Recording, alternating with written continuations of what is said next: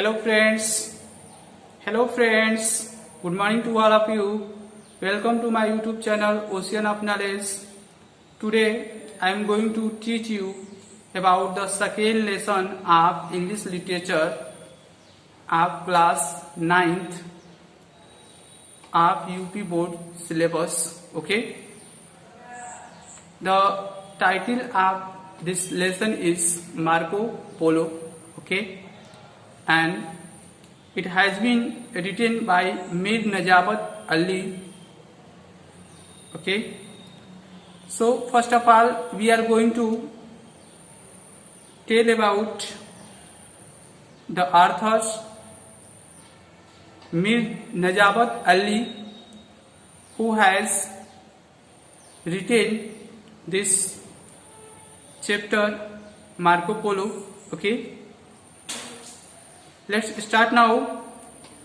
We are going to read out this story line by line, and I request to you, please listen to me very carefully and try to understand what I am going to teach you. Okay. Mir Najabat Ali is an Indian writer who has written in English. Mir नजाबत Ali एक भारतीय लेखक है जो कि English में लिखते हैं. ठीक है ना. इनकी जो लैंग्वेज है लिखने की वो इंग्लिश में है, यानी कि ये जो भी स्टोरी लिखे हैं वो इंग्लिश में लिखे हैं. ठीक है,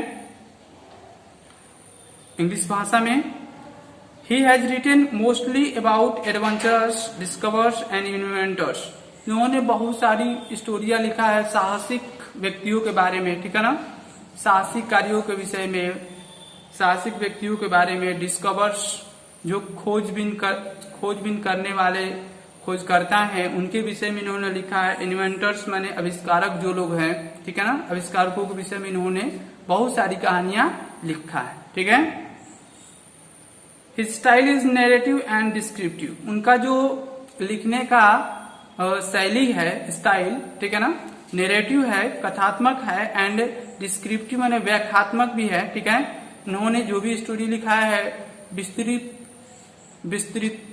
लिखा है. ठीक है ना, राइटिंग स्किल में. ठीक है, और कथात्मक कहानी इन्होंने लिखा है. ठीक है.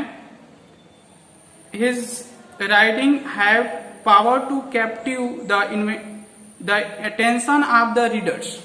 इनके लेखनी में वह शक्ति है कि लोगों के ध्यान को अपने तरफ आकर्षित कर लेते हैं. ठीक है ना, लोगों के ध्यान को अपने तरफ आकर्षित कर लेते हैं और पूरी स्टोरी को लोग ध्यान पूर्वक सुनते हैं, समझते हैं, पढ़ते हैं. ठीक है ना. तो देखते हैं इसके बाद हम about the lesson, the summary of lesson देखेंगे. ठीक है. तो इसमें मार्को पोलो के विषय में यह स्टोरी लिखी गई है. हमको मार्को पोलो के विषय में जानना है. मार्को पोलो कौन था और उनके क्या योगदान थे. ठीक है ना. देखते हैं. Marco Polo who was born in 1254 and died in 1321. जिनका जन्म 1254 ईस्वी में हुआ था और जिनकी मृत्यु 1321 ईस्वी में हुआ था. Was a great adventures of the 13th century. कह रहा है कि 13वीं शताब्दी के वह एक साहसिक कार्य करने वाले व्यक्ति थे. ठीक है ना, साहसिक यात्रा करने वाले, साहसिक कार्य करने वाले व्यक्ति थे. He belong to a family of merchant of Venice. और वह मर्चेंट के एक व्यापारी परिवार से बिलोंग करते थे. उनका संबंध एक वेनिस के मर्चेंट परिवार से था. ठीक है ना, वेनिस के मर्चेंट परिवार में उनका जन्म हुआ था, या वह एक व्यापारी परिवार में जन्म लिए थे वेनिस के. ठीक है ना. इन द 13th सेंचुरी, 13वीं शताब्दी की बात कर रहे हैं. Europe valued its trades with the east. कह रहा है कि यूरोप जो है देश, कंट्री, जो कि पूर्वी देशों के साथ अपने व्यापार में बहुत विश्वास रखते थे, ठीक है, और बहुत इसका महत्व देते थे, ठीक है, हाईली माने उच्च दर्जा देते थे, इसको बहुत महत्व देते थे। व्यापारियों लोगों से अपना पूर्वी देशों के साथ अपना व्यापार करने में इसे बहुत महत्व देते थे। उनका मानना था कि पूर्वी देश के लोग जो है बहुत धनी है, बहुत समृद्ध हैं, यदि वहाँ पे व्यापार किया जाए तो मेरा व्यापार क्या होगा, अच्छा चलेगा, ठीक है। तो ये उन लोगों का मानना था। India and China they are believe to be rich beyond dreams. कह रहा है कि इंडिया और चाइना के लोग स्वप्न से भी परे धनी लोग माने जाते थे, ठीक है ना, धनी देश माना जाता था। इंडिया और भारत को लोग स्वप्न से परे मानते थे कि ये क्या है, स्वप्न से परे हैं, स्वप्न से भी ज्यादा क्या है, जितना हम सोचते हैं उससे हम ज्यादा ये समृद्ध हैं, धनी हैं। Marco Polo in the company of his father and uncle. हालांकि मार्को पोलो अपने चाचा और अपने पिताजी के साथ उन्होंने started on a journey of China in 1271। उन्होंने 1271 ईस्वी में अपनी यात्रा प्रारंभ की, ठीक है, अपने फादर के साथ और अपने अंकल के साथ इन्होंने 1271 ईस्वी में अपनी यात्रा शुरू किए थे, ठीक है। They were received warmly by Kublai Khan, और वह बड़े गर्मजोशी के साथ कुबलाई खान के द्वारा रिसीव किए गए थे जब वो लोग यात्रा करते हुए, जब द रूलर ऑफ चाइना, जो चाइना का जो शासक था उस समय, ठीक है ना, जो चाइना का शासक था कुबलाई खान, 1271 की बात कर रहे हैं। तो उस समय जब इन्होंने यात्रा करके चाइना पहुंचे थे तो उनका बहुत स्वागत किया गया था और वार्मली माने गर्मजोशी के साथ स्वागत किया गया था। कुबलाई खान टूक Marco Polo in his service, और कुबलाई खान ने मार्को पोलो को अपने सर्विस में, अपनी नौकरी में रख लिया अपनी सेवा करने के लिए। ही ट्रस्टेड हिम ग्रेटली, क्योंकि वह उनपे बहुत ज्यादा विश्वास करते थे, ठीक है ना।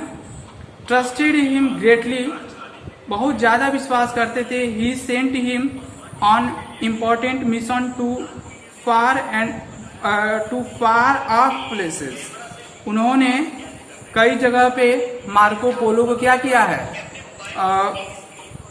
मार्को पोलो को बहुत सारे इम्पोर्टेंट मिशन पे उनको भेजा था, ठीक है ना, कौन, कुबलाई खान ने, ठीक है। कुबलाई खान ने बहुत सारे दूर दराज के स्थानों पर मार्को पोलो को किसी मिशन, इम्पोर्टेंट मिशन पर अपने तरफ से मार्को पोलो को इन्होंने भेजा था कई बार दूर के स्थानों पे, ठीक है।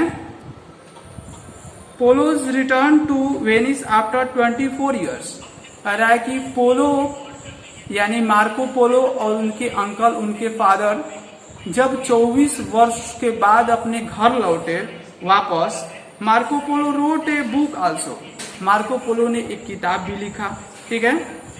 In it he has written about his adventures as well as about things, place and people he had seen during his journeys. कह रहा है कि और इन किताबों में उन्होंने अपने साहसिक कार्यों के विषय में, साहसिक यात्राओं के विषय में इन्होंने लिखा, ठीक है, उन स्थानों के विषय में लिखा, उन लोगों के विषय में लिखा और जो कि उन्होंने अपने यात्रा के दौरान देखा था, ठीक है ना। उन सभी चीजों के विषय में इन्होंने लिखा जो कि इन्होंने यात्रा के दौरान देखा था, उन लोगों के विषय में, उन स्थानों के विषय में जहां जहां ये यात्रा करते हुए गए थे, और जैसे जैसे लोग इनसे मिलते गए, जैसे स्थान मिलते गए, उनको उन किताबों में इन्होंने विस्तृत रूप से, रोचक ढंग से व्याख्या किया है, बताया है, ठीक है। Marco man who were fond of adventures began to dream of going out to India.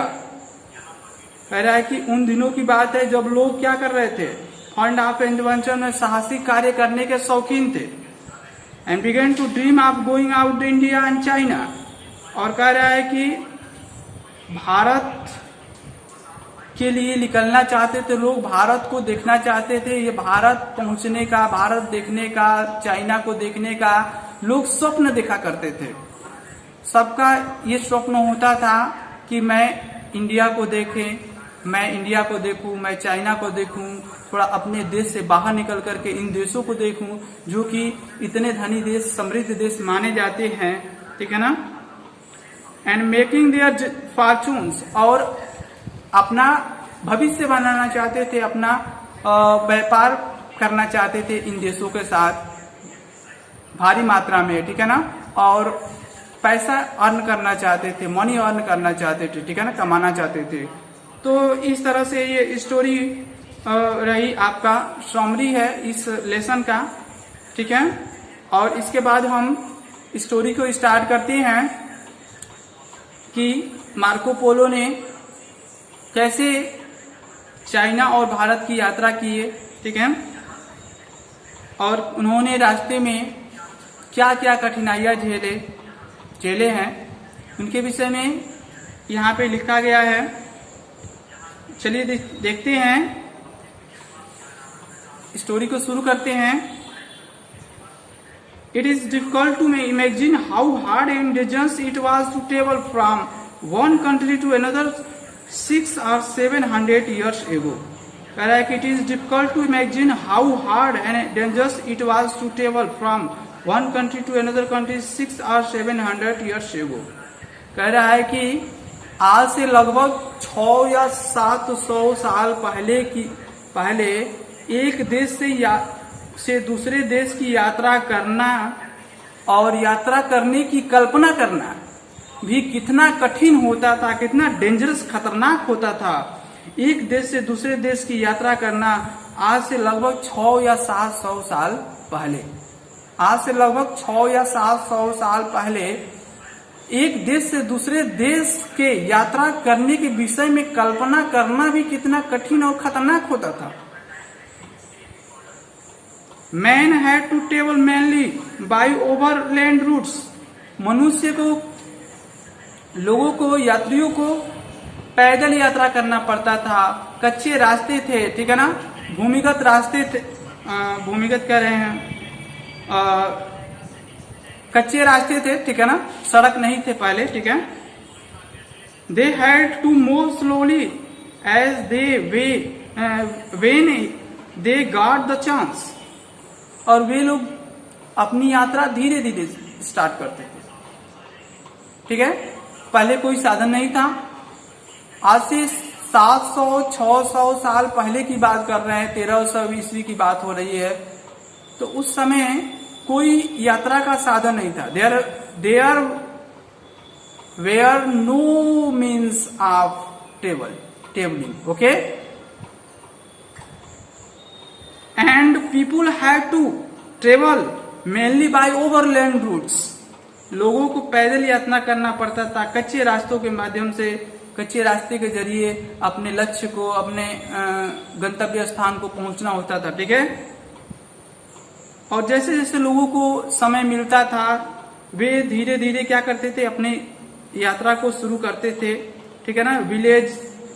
Villages and towns were far apart, कह है कि गांव जो थे और टाउन्स माने शहर जो थे, नगर, वो बहुत दूरी पे थे, ठीक है ना, बहुत दूरी पे थे। बहुत दूर दूर तक देखा जाए तो न कोई गांव दिखता था, न कोई नगर दिखता था, केवल पेड़ ही पेड़ दिखते थे। और कच्चे रास्ते हुआ करते थे, सुनसान रास्ते हुआ करते थे, जंगली रास्ते हुआ करते थे, ठीक है। तो बहुत, यह कह लीजिए कि इस तरह की यात्रा करना मतलब खतरों से खाली नहीं था, जोखिम भरा हुआ था। फिर भी लोग धीरे धीरे काफिला बना करके यात्रा पे निकलते थे, यात्रा करते थे। Many people died on the way for lack of food and water. बहुत सारे लोग तो रास्ते भी मर जाते थे। किस वजह से? तो भूख के कारण और प्यास के कारण। भूख और प्यास के कारण बहुत सारे लोग तो रास्ते में ही क्या हो जाते थे, मर जाते थे, गुजर जाते थे, ठीक है। People had to travel with large party और लोगों को एक झुंड के साथ यात्रा करना पड़ता था, एक गिरोह बना करके, एक समूह दल बना करके यात्रा करना पड़ता था लोगों को। Are caravans as they were called, और उन लोगों को हम कैरावेंस मतलब काफिला कहते थे। लोग उन समय में उन झुंड को जो यात्री थे, यात्रा पे जो लोग निकलते थे, उन्हें लोग काफिला कहते थे। ठीक है, तो काफिला बना करके वो लोग यात्रा पे निकलते थे। ठीक है, समझ में आ रहा है ना? चलिए आगे देखते हैं। Otherwise they could get lost, अन्यथा वे भूल सकते थे, वो रास्ते में कहीं खो सकते थे, भूल सकते थे। ठीक है, और इस वजह से वे लोग क्या करते थे, झुंड बना करके यात्रा करते थे। Bands of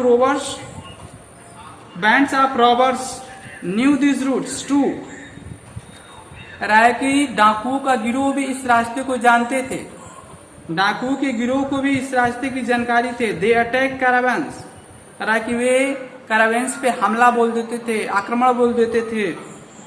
and looted them माने उन्हें लूट लेते थे, लूट माने लूटना। ठीक है, तो लूटेड देम माने उन्हें लूट लेते थे।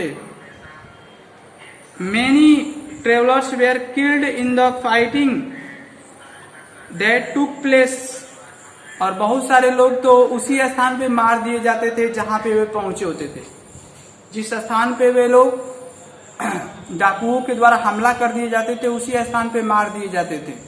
ठीक है, क्योंकि पहले इतने साधन नहीं थे, इतने विपंस नहीं थे, हथियार नहीं थे, लोग निहत्थे होते थे, और भोजन पानी जो भी है सामग्री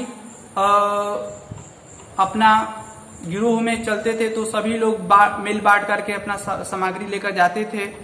और जैसे वो भोजन हो जाता, खत्म हो जाता था, पानी खत्म हो जाता था, यदि नहीं मिल पाता था समय से, तो वो भूख प्यास की वजह से रास्ते में मर भी जाते थे। ठीक है ना? और जो लोग बचते थे वो बहुत ही अपने आप को भाग्यशाली समझते थे कि मैंने इतना कठिन काम किया है, इतना साहसिक वर्क किया है मैंने। ठीक है ना? तो मार्को पोलो ऐसे ही एक साहसिक बुक है, साहसिक व्यक्ति के बारे में, मर्चेंट के बारे में ये बात की गई है। ठीक है ना? तो चलिए इस लेसन में बस इतना ही। Thank you very much for watching my video. Okay, that's all. Have a great day.